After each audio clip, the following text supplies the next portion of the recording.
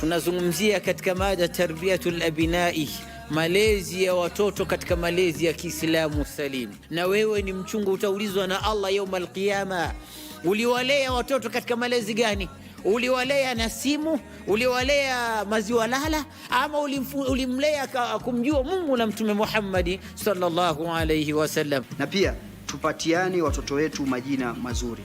Mtoto mpe jina zuri ambalo litakuwa ni kiashiria cha tabia yake nzuri. Allah, Allah, Allah, save me from myself.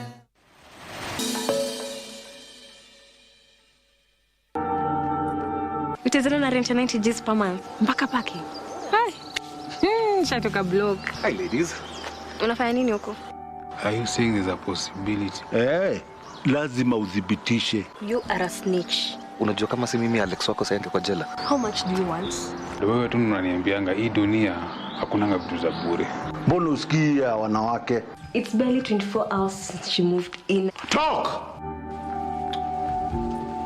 Wewe ndio unafanya mambo yawe ngumu. Kwani umeacha mama si wapi?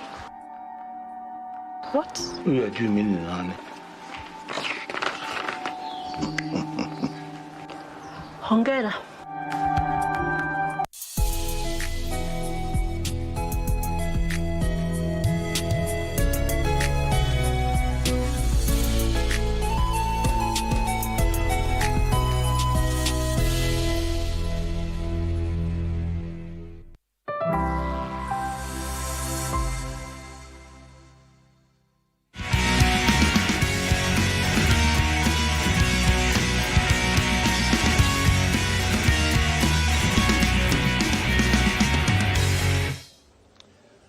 Well, the common market for Eastern Southern Africa is the largest trading as well as political bloc here in Africa, with a population of almost 780 million people and an economy the size of $1.1 trillion. The last 30 years has seen phenomenal growth within the bloc. And the question is, what is going to happen in the next 30 years? Joining us on Inside Government, we are talking to the Cabinet Secretary in charge of Trade, Investment and Industry, Honorable Lee Kinyanjui. Our conversation is the past of COMESA, the present as well as the future of COMESA. Thank you very much indeed for joining us, Bwana Waziri. How is COMESA important to Kenya? Thank you. Kenya is a member of the East African community with about 300 million people. So when you get to the COMESA space, that number more than doubles. So for any country that is thinking of producing, creating markets, a bigger market means a bigger opportunity, a bigger engagement at a different level. So COMESA is very important to Kenya, and also to note that logistically, because of Mombasa, we are also the connecting hub. So most of the countries within the Eastern and Southern Africa, whether you're thinking of Egypt bringing their commodity to any country, Mombasa also becomes a critical turning point. So I would say that our fortunes, both now and in the future, lie on how well we can utilize our COMESA market. When you look at where Kenya is positioned, it was one of the founding members of COMESA which succeeded the preferential trade agreement. And when you look at our trade with COMESA, it's less than 40%. Do we have room to grow this? If yes, to what margins and by when? I think some of the challenges we have faced in the past with respect to growth have had to do with the internalization that regional trade is the way to go. And I'm saying this because within the entire Africa, the intra-Africa trade stands at 17%. If you compare this with the European Union, for example, at 70%, then you realize they are over 3.5 times higher than where we are. So given the global trade turbulence today, where you have war in Ukraine, in the Middle East, you also have tariff wars, what it simply means is that countries need to look more inwardly for their solutions. And I think for countries within the COMESA, the opportunity of Zambia maize being bought by Kenya as opposed to us going to Brazil, for example, the issue of our meat being sold in Egypt instead of them buying from maybe Colombia and other countries in the South America, that's really the conversation we need to have. And I am happy that even if you look at the number of delegates who've been here and the issues that they are raising, there is a realization that this is where to go. And more importantly for Kenya, President William Ruto will be assuming the chairperson of COMESA. So again, this will offer a huge working platform for Kenya, but also for the broader COMESA. And therefore, Kenya will be playing a lead role at a time of great trade turbulence across the world. Mm-hmm. And when you see, look at Africa, I mean, there is a lot of what we call trade compartmentalization. You have SADC in the south, you have the EAC in the west, I mean the east. Then you have the, what do we call it, ECOWAS in West Africa. And all these regions, they are all looking at improving trade within themselves. And so, how then do you bring together on the table all these trading blocks to ensure that you drive the growth of intra-regional growth, trade? I think the first thing is the success of every trading bloc, say the EAC, and the success of SADC and many others become the building blocks of the bigger trade position that we would want to have. So the success of EAC, the success of COMESA, the success of SADC or ECOWAS is all these trading blocks that finally come together to do the Africa Free Trade Area sort of a conversation. So it's not necessarily a contradiction because you can't connect the whole of Africa overnight. But it's easier to connect it in bits. East Africa, we are connected. This one, you're connected. If you look at COMESA, it's really 21 countries, so just about half of the entire continent. So they're not necessarily in contradiction. I think they are complementary. Secondly, the issue of how we can support growth in trade, I think we need to look at key obstacles. I think the first obstacle is infrastructure. If you want to sell commodity from here to, say, Kinshasa, for example, or from here to Zimbabwe or in some of these other places, the biggest problem you'll face is connectivity. Connectivity at the road level, at the air level, and also by rail. So if you look at air as a starting point, if you want to travel to countries in parts of Africa, more often than not, you travel out of the continent, say to Dubai, then you come back to where you want to go. If you want to go to Algiers, we don't have direct flights, western parts of Africa and so many other places.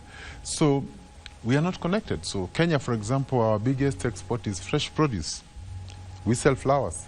So if you don't have direct air connectivity, then the volume goes down. The other issue is rail. Rail is the cheapest and most reliable form of transport. But how is our rail connection within the COMESA region? I would say it is very low. So again, when you want to transport commodities from one point to the other, you will face reliability issues, cost, and so on. But I'm happy to note that Kenya has already made a significant step. If you look at the SGR from Mombasa to Naivasha, with every plan currently being made to connect Naivasha all the way to Uganda. And that means if you're able to take it to Uganda and finally to Burundi and so on, then it means a cargo can leave the DRC to Mombasa by train. These are the trade obstacles that we would want to see resolved. We also have issues to do with ship or shipping lines, companies that specialize in sea transport. Again, if you want to send your cargo from Mombasa to maybe to the northern or western part of the country, we don't have dedicated lines that do the African route. So more often than not, your cargo will first go to India, then finally go to Namibia, and so on. So we are having serious challenges around how we can connect. And I think part of the conversations we are trying to encourage also is having shipping lines that are dedicated to the African continent, and also creating hubs where cargo from the west can come from the east, and from there we can be able to distribute it across the entire place. So these are some of the challenges, cross-border challenges. The issue of how long it takes to cross a border, the efficiency becomes also important, because you don't want to be in a situation where you have 3 borders to cross and each are taking 5 hours. Then it means nearly a day is completely wasted in unnecessary bureaucracy. So conversations around how we can make our borders seamless, how we can digitize our borders, how we can privatize what needs to be privatized. I think these are all discussions that we need to work on. Then lastly is cold store, because when you're talking about movement of goods, not all goods are fresh, so we need to appreciate that we may be transporting milk or fish or any other type of meat or flowers or vegetables. So if you're taking your vegetables from one country to the other, how is our cold store chain from the airport to the port to the border place and so on? And now these are all what you call enablers. Once you get the enablers right, once you get the political goodwill, which I think is there, we will be in a good place. And I'm sure the days to come look much better than probably in the past. And the world also is realizing that every country now must look inwardly, or rather like at its national interests. So COMESA is part of African interests from a trade perspective. And you're talking about infrastructure development, and when you look at COMESA, you know, we're having a funding gap of more than $700 billion annually when it comes to investment in infrastructure. And the countries are struggling, you know, to fund infrastructure development in their specific countries. What do we need to do so that we ensure that we raise internal resources to invest in infrastructure? The availability of minerals, which is one of the key attractions for most of the big Western nations that want to come to Africa, is important in answering that question, because if you look at the value of minerals across Africa, including Kenya, it is enough, and we can leverage that to create the necessary infrastructure. DRC, Burundi, all these countries have huge reserves, but they remain largely unutilized, and even when they are utilized, maybe not optimally. So I'm saying every part of the COMESA, there's something we can leverage. And as these companies come to mine and whatever, we can also have contracts that can go alongside that. But do they have technologies to exploit the natural resources that they have? Partnerships. I think the world over, partnerships is what is working. You may have the minerals, but you may not have the technology or the know-how or the market. So I think looking for the right partners who have an interest in your country, but I think also it's good to emphasize that even as you look for partners, we want also look for partners, but ensure that the agreements upon which we enter take care of the national interest of every country, so that you don't get loop-sided agreements that end up punishing the citizens of those respective countries. But it is possible to leverage the minerals and create infrastructure for the continent. You see, when you look at 30 years since COMESA was formed, I mean, you know, the world geopolitics have really changed. And now we are living in a multipolar world. And Africa has become the playground for big powers where Now they are coming back to exploit our natural resources, from lithium to cobalt to steel to all these. And the question that is coming out is then how does COMESA then position African countries within COMESA, position themselves not to become just a mining ground, but also to become exporters of mining and finished products? Yeah, I think what's happening today is arising from many things, from post-COVID to all the wars that we've had across the world. There's been a slowdown in economic growth. So as a result of that, every country now is focused on how we can increase the economic well-being of each country. And part of that answer lies in value addition. So instead of selling raw materials, can we make the batteries and sell it as battery? But part and much of this answer lies on partnerships. Getting companies that are ready to build the technology, give the orders for these batteries, partnering with big companies where the vehicles are manufactured and so on. So I think the issue of pairing our minerals and our wealth with companies that can be able to exploit them in other countries remains key. But we are saying that even in the basic theory of 30 or 40%, we still have enough to run. But I think the point is, as long as the minerals are beneath us and they are not being exploited, they are not of value to us, and they cannot change the fortunes of our countries. Now we have the African Free Trade Area Agreement that has come into force. Do we still need regional blocks? Regional blocks are the building blocks of the continental trade area. So the successes, for example, within East Africa, one of the things we are trying to do is free movement of people and goods, creating networks. And we're having a challenge with that. Yeah, we're having a challenge, but we're trying to solve that. But the point is, the efficiencies we create around one block, if the other one also creates similar efficiencies, together we have a super sort of platform upon which all the others can lie. So yes, there are challenges, but our view is that focus should not be on the challenge, but on the benefits that come when you overcome the challenge. Mm-hmm. Yeah. You talked about regional conflicts, pitting neighbors. And we have seen these even Kenya and Tanzania, where Tanzania unilaterally declares its boundaries, closed for Kenyan businesses. You have the same thing happening between Rwanda and Congo, Burundi and Rwanda. Is it possible to have harmonious COMESA where countries are trading with each other and there are proper conflict dealing mechanisms in place? I think for every trading bloc, there's bound to be issues from time to time.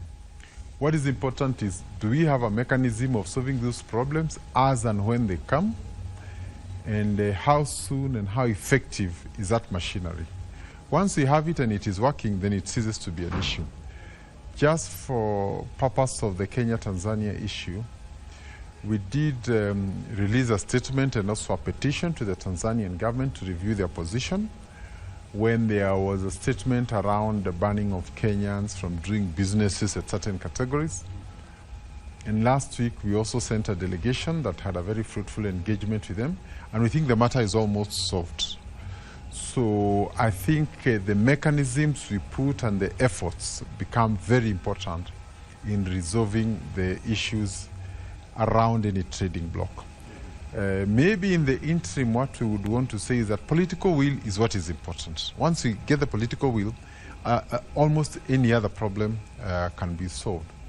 And also encouraging citizens within these countries to see each other as people or persons having similar problems and therefore need to be united in solving those problems, as opposed to perceiving that the reason I don't have a job is because there's a Kenyan who has come to take my job, or Rwandese. But that when the plate is bigger, everybody gets a share. And I think this is really the conversation we want. we are also looking at the different abilities of all these countries. For example, Kenya has a very strong tech working group. So in terms of supporting the technology and innovation within the region, within COMESA, and even beyond Africa, Kenya can play a very big role. And I think what we need to do is to encourage areas of hospitality, hotels, and so on. Kenya has a very strong background, and you'll find that hotels in countries including Dubai and many other places across the continent, Kenyans are running those hotels. Why? Not because they come from Kenya, but because of competence. So likewise, you'll find other countries may have unique skills that we do not have. So I think it's just a question of mapping and realizing what gaps you have, how you can be able to meet them. And you are saying, before you go far to look for solutions, can you look within your region, within COMESA, within the EAC, before we can go far? We're also living in an era where, big powers are putting their countries and the interests of their nations first. We have seen the US president with America First policy. We're also seeing China with its own policies of deepening its own economy. Is this likely to disrupt the way COMESA is architectured and the future of COMESA? I think at the global level, we have two major arguments that are taking root. The first argument is with respect to multilateralism. Multilateralism is a belief that we can solve our problems together. That's why we are in the UN together, we are in the Food and Agriculture Organization together, we are in UNESCO. Those are instruments of multilateralism. There is also another school of thought that believes that countries can solve their problems on their own. So it's Kenya, Uganda, Kenya, US, Kenya, Britain. And in so doing, they are saying that's why such policies, you can see them, because they seem to put the belief in the individual countries as opposed to block of countries. So I think these are areas we need to look at, but I think Kenya believes and respects the international community, the UN, the African Union. These are multilateral institutions because in the past they have also been very critical in solving some of the global challenges that we have. So I think those are the broad conversations that we are having. None is entirely right or wrong, but there are situations where each country will have to look at its own interests, and that's why we're saying COMESA first, EAC first, Kenya first, and that kind of a thing. Mm-hmm. So situations may demand that, but overall, we are better together working in like-minded groups.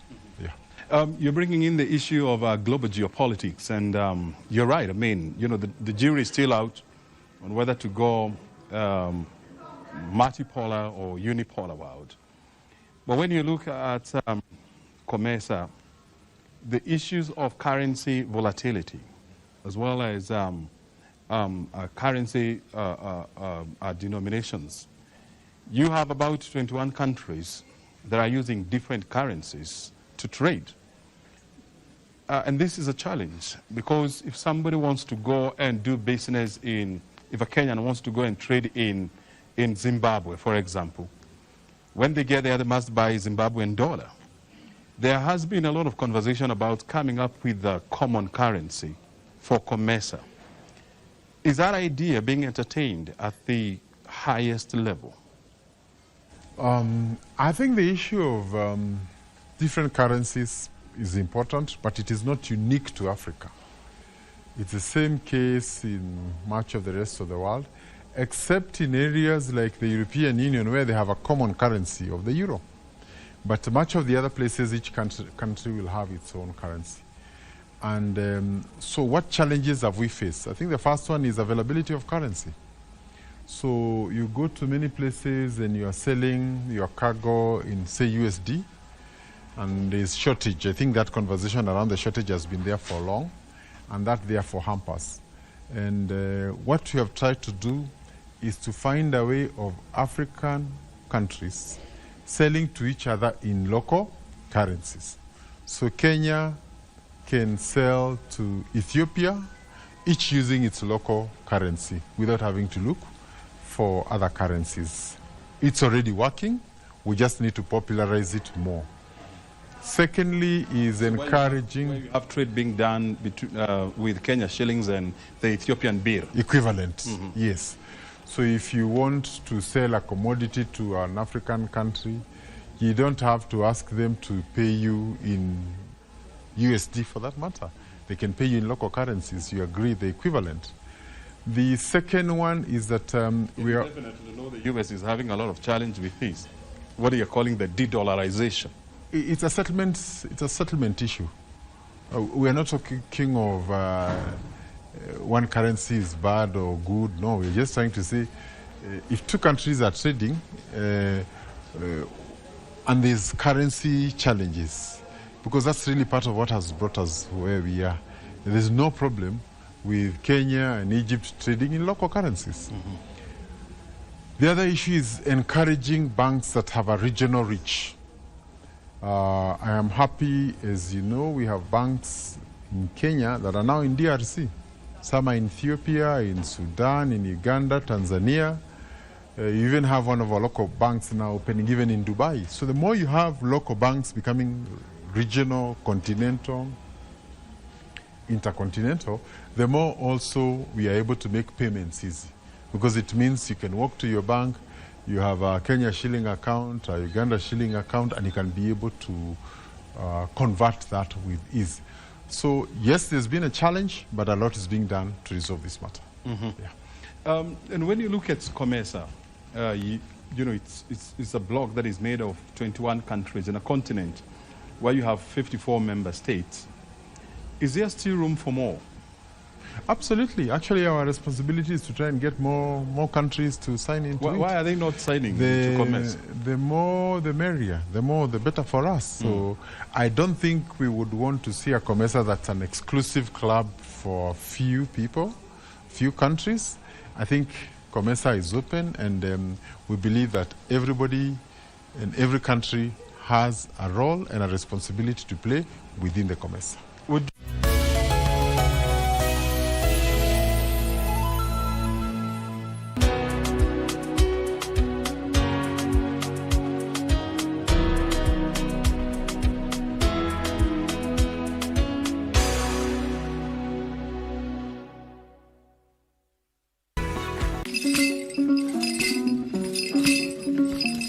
The SIA International Trade and Investment Conference is taking place between 15th and 17th of October 2025. We want to take this opportunity to invite all delegates, both local and international, all business persons of all cadres. We are also honored to have His Excellency the President as our chief guest during that period. And we anticipate getting much more visibility and support from both local and international investors to come and support this conference.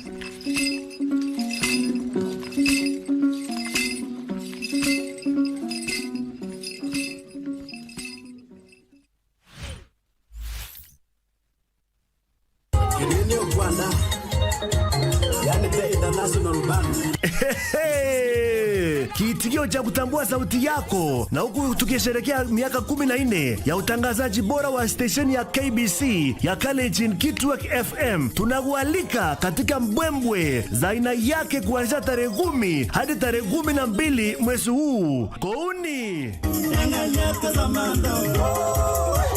iko hivi: tarehe 10 tupatane Great Hope Children's Home kuanzia saa 8 ya udhuri. Tarehe 11 tupande miti, tusakate kandanda na kukata keki katika shule ya Masaba. Hatimaye tarehe 12 tuchumuike AIC Mosoriota kwa ibada ya shukrani kuanzia saa 4 asubuhi. Watangazaji wako wakali kama Mr. Wadis, Cheptab Chesirit, Musupa Chela, Kiptangus na Joan Bet watakuwepo. Je, wewe? Kitwek FM, Kegosin.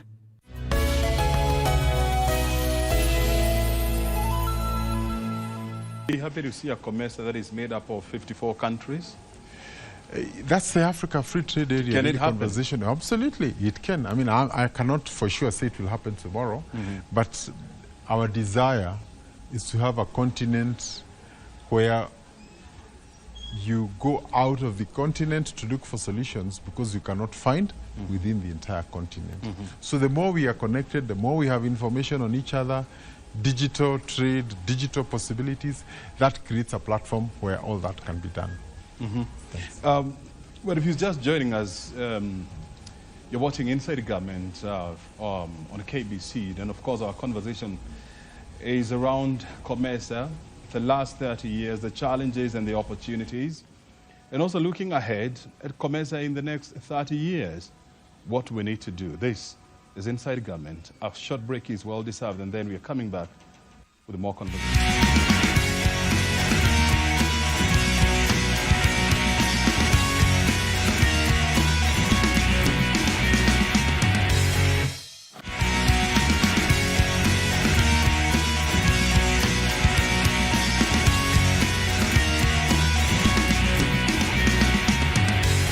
Watching Inside Government from Kinyanjui International Convention Center, which is the venue of the 24th edition of the COMESA Head of Summit and High-Level Dialogue. We are joined by Cabinet Secretary for Trade, Investment and Industry, Lee Kinyanjui. Our conversation is around COMESA going forward. Before we went for the break, we were discussing how we can grow the number of membership in COMESA. And I was asking you, I mean, why is it that we are not having many countries signing in? Is there any magic in getting like 10, 20 countries to join in at the same time? I think our biggest problem is not necessarily the number of countries, because even those who are there, the volume they have dedicated to the COMESA region is still low. So as we think of how to maybe include other countries, the point of what percentage of our trades are we channeling through COMESA also becomes very important. So you could have 20 countries, but they are doing what 3 countries could do in terms of trade. So the focus is not so much in the number of countries, but the volume of trade within the COMESA region. And I think part of our intended purpose of this summit is just that political realization that we need to trade more, we need to do more within the COMESA, and other African countries that have a surplus should be able to trade within each other, and basically unlocking all these small challenges that have been there historically. Yeah, so the issue is not so much adding members, which is a good idea, but also increasing trade within ourselves. And you know, you also have a situation whereby, you know, some members of COMESA, you know, they belong to more than 2 regional blocks. For example, you have Tanzania belonging to EAC, COMESA, as well as SADC. And so this somehow, you know, creates a situation whereby they are more committed to one block over the other. Do you see that as a challenge? Not entirely. It's probably not the most desired of situations, but it still happens. But now that it is there, I think the better focus would be on how we can mitigate that. But if there's a good value proposition in a trading block, people will tend to do more around that than outside. So there are challenges, obviously, because if any country, not particular to one, seems to be favoring one of this trading bloc over the other, it raises issues of loyalty within the greater trading bloc. But having said that, I still believe that it's not an obstacle, it's not a big issue, but it certainly requires caution when handling some of those issues. and also ensuring that there is clarity when it comes to managing affairs of the bloc. Let's come back to the meeting that Kenya is hosting, the 24th edition of the Heads of Summits and High-Level Dialogue. What has happened so far in the last 3 days? Our day one was actually a conversation around horticulture. And as you know, Kenya is a leading player in the horticulture space, both actually horticulture and flowers. We probably are doing about 40% of the cut flowers in Europe. And therefore, we felt that it was important to showcase what we are doing, because Kenya is also playing the role of mentoring and training other countries in this area of horticulture. So we had very good engagements. The European Union was present, and they have funded some of the programs that have also been used to propel the export for Kenya. So whether it's logistics, whether we are talking of technical issues, whether it's financing for horticulture, so the conversations revolved around that. Our chief guest was Mutai Kagwe, the CS for agriculture. The second day, we were basically looking at the business forum, because we reckon that after we have created an enabling environment, we've opened our borders, we've created the products and the standards, eventually it's the business people who will do the business. So if you don't empower the business people, if you don't connect the business people, then you will remain with papers in your hands with nothing to show. So again, the COMESA Business Forum, bringing together business people, business associations. Like in Kenya, we had Kenya Association of Manufacturers, we had KFIs, we had all those players within the entire space, including KEPSAM, and their role was basically to come and contribute to the debate around how we can make this whole business work. And for people who are actually in business, the idea of B2B, connecting business people in Rwanda to those in Kenya, to those in the DRC and other places becomes very important. So that was our day 2. So day 3 was actually about foreign affairs. The ministers, our ministers of foreign affairs were meeting, because international trade is also largely driven by foreign affairs in terms of your foreign trade, your foreign policy, and so on. So today was a meeting championing that space. And tomorrow is the final day, which is actually the heads of state. So all the resolutions made in these 3 will also find their way in the final summit. And the reason it is arranged that way is because political goodwill is very important. And when the heads of state endorse a position, then it becomes very easy to run with the entire program. So that's how it is aligned, and it will climax with the heads of state summit, which will also include a handover of the chairmanship of the COMESA from Burundi to Kenya. From Burundi to Kenya. And so the question then comes, how then do you make, the ordinary person in the street, in the farm, in the office, to become and to feel that they are part and parcel of COMESA business? Yeah, so I think the first thing is, this person you're saying, the common man. See, the digitization process has made everybody informed. You could be in a remote village, but you have access to information as much as a person in an urban center. So I think the area we really want to emphasize in the area of digitization. So information should be available so that a person in Malawi or Zambia or Kenya and any other place can access that information as much as possible. Media engagement also becomes very important. And I think finally through government, because governments have machineries all the way down, we also activated the entire government machinery to align our people for trade. And I think it's important to say that we're not just saying we want trade for the sake of trade. The endorsement of trade as a viable tool to fight poverty, create employment, is born out of the big unemployment challenge we have in Africa. You know, if you look at the big immigration crisis we are having in parts of the world, in Europe and other places, a good number of those people actually come from Africa. Yep. Why? We are not creating enough jobs for our people. We are selling our products raw.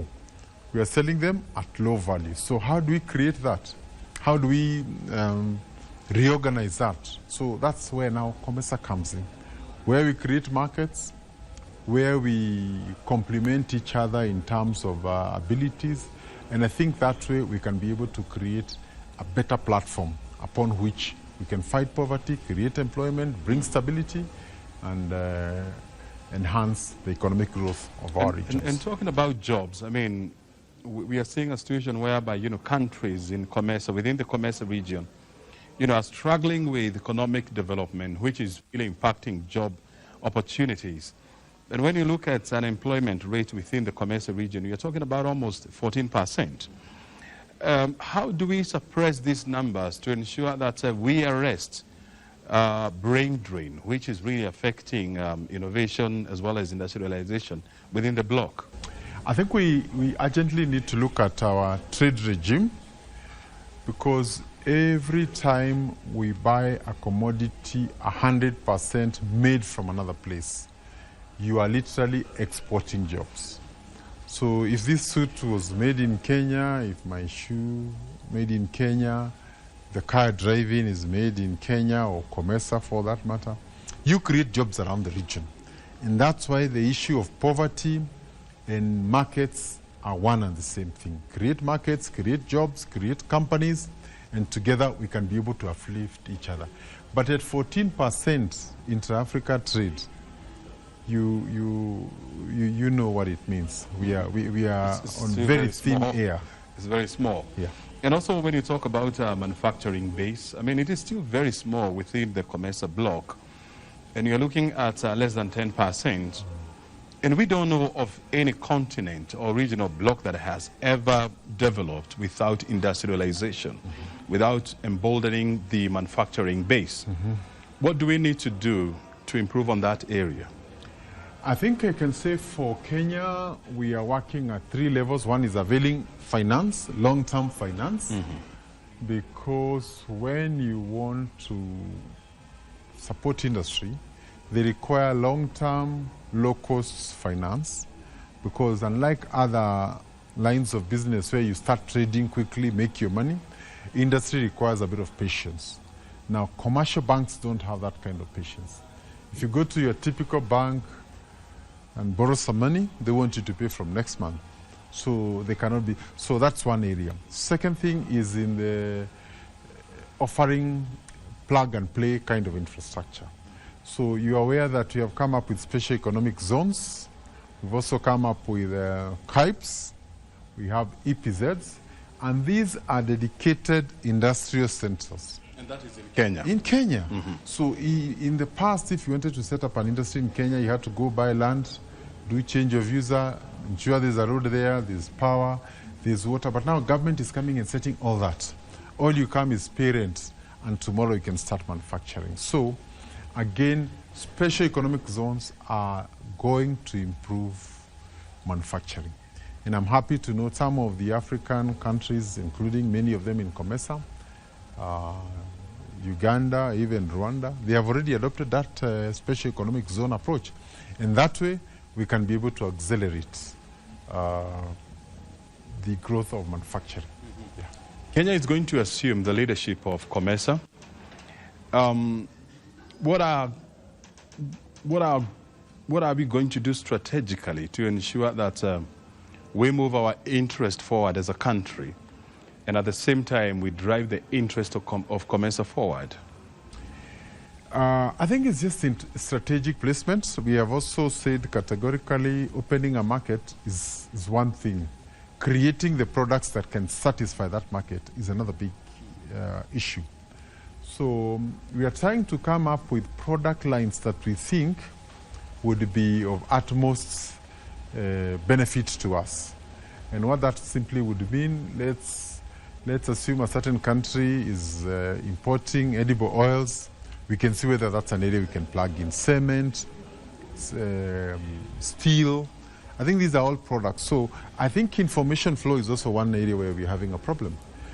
Because one country may have one surplus while another one has a deficit, but because they are not talking, we lose the conversation. So again, availing information on areas where we can be able to cooperate.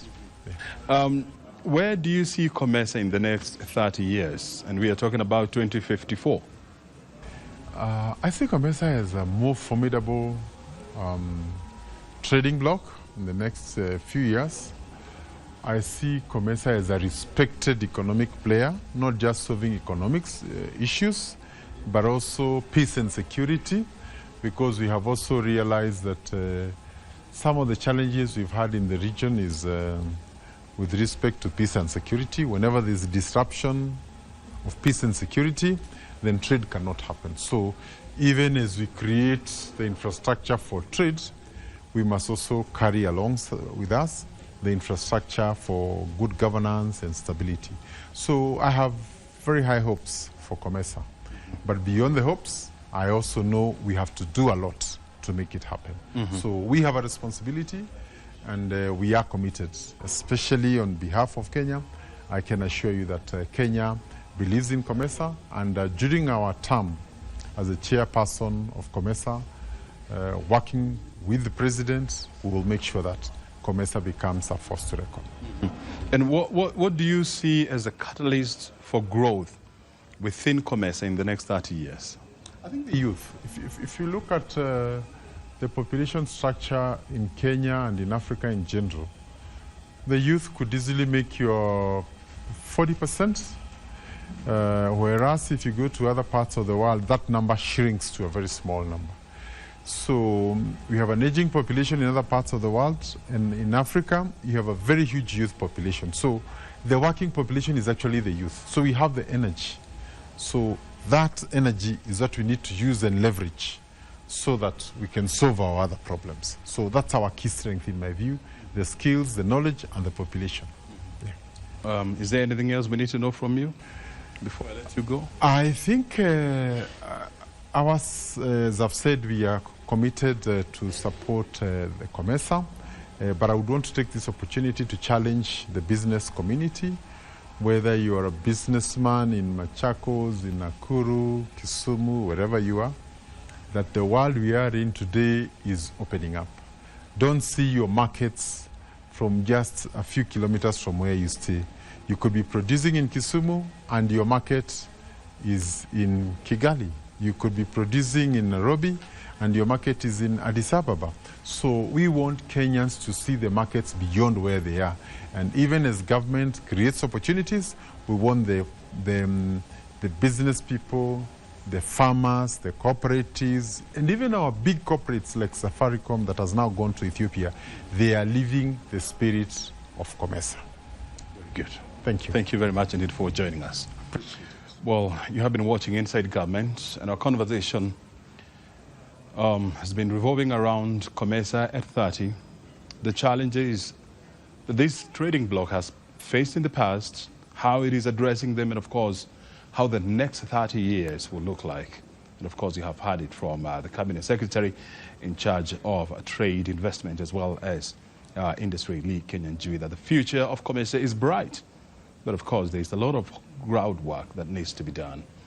My name is O'Brien Kimani. Thank you very much indeed for watching Inside Government. Until next week. Bye for now.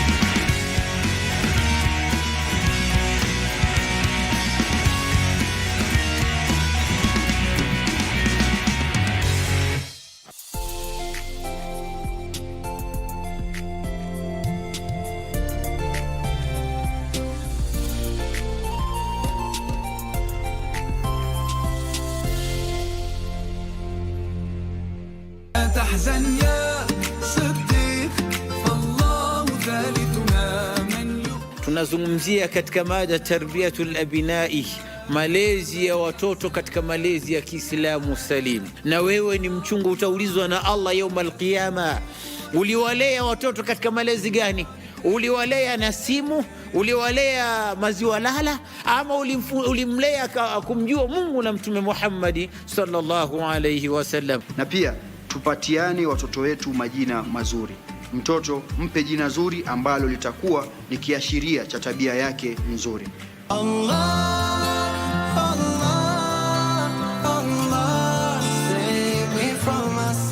Our little Fatma,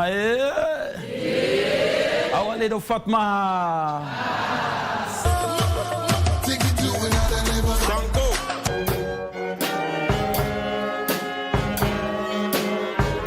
We, komesha uchafuzi, tuijenge paradisi.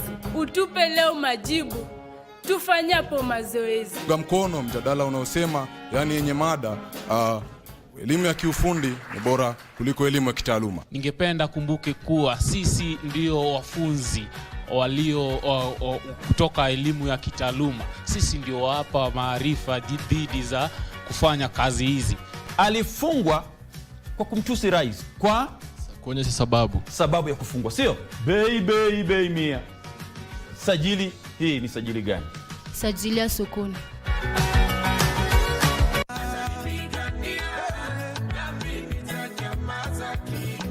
I have two talents. One of them is dancing and acting. Acting makes me feel like you can be anything you want, like a superhero saving the day. And there is dancing. Dancing makes me feel like flying like a superhero. Today, our book is about spies. Do you know who spies are? Sheep and sheep, sheep shaped sharply. Sheep and sheep, sheep shaped sharply. And today I'll be preparing for you palak paneer. So palak paneer is an Indian dish. You can have it with a side of rice.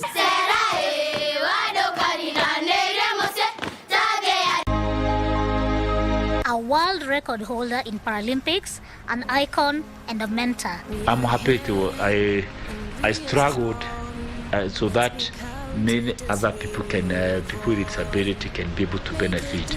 We are not yet there, lakini what I can say, we are somewhere. Things are changing. They cannot happen overnight, but I thank God